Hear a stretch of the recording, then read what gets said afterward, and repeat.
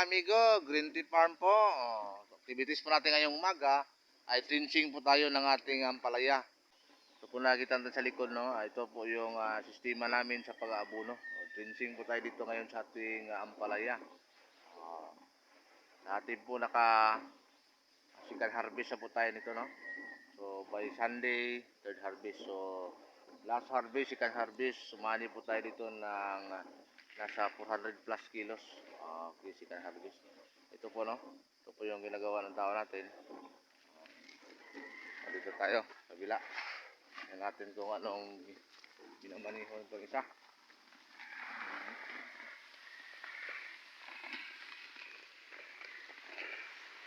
So, ito po, yung binabad muna namin sa galon na may tubig yung ating abono. Abono, binabad muna para mabilis. Habang nagdidilig yung iba, kababad po yung ating abono. Dalawang klase po itong abono natin. At saka may isang itim na hinahalo natin. At yung pang-apat ay yung ating fermented na chicken dung. Fermented chicken dung yung ating pang-apat. So tingnan natin doon yung fermented chicken dung. So ito po yung update natin, ating ampalaya.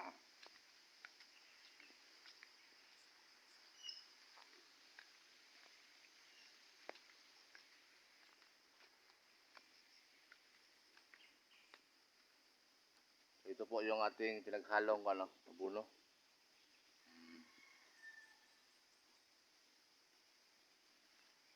Pinaghalong abono. Saka ito naman yung ating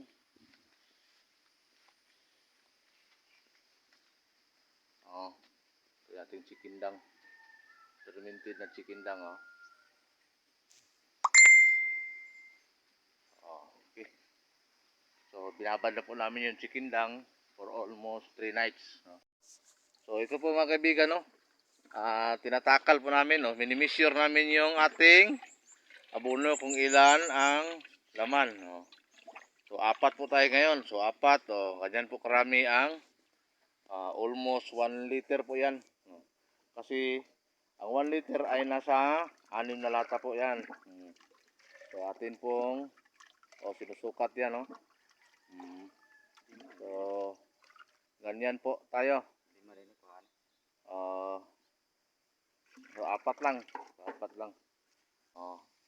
Punta tayo doon sa ating pagdidilig. Tingnan natin kung anong gagawin ng mga supervise natin yung ating mga tao, mga baguhang tao. Dahil kailangan talaga ng pukpok.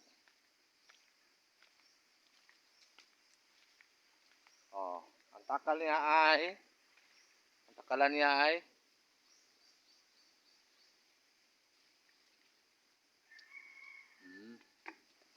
kada punuan.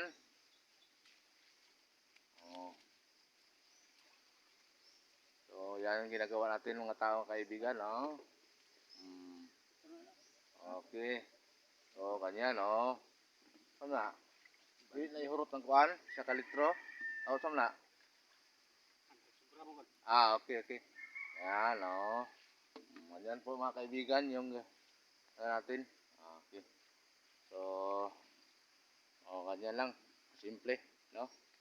So simula na po siyang mamunga sa gitna ng ating ampalaya. So good morning sa lahat nating mga subscribers, viewers, sharers, saka followers sa FB. So ito na po, naka-second harvest na po tayo by this Sunday, third harvest. So total nating harvest, last second harvest is nasa 400 plus kilos, second peak. So hanggang dito na lang, good morning at mabuhay tayong lahat. Thank you.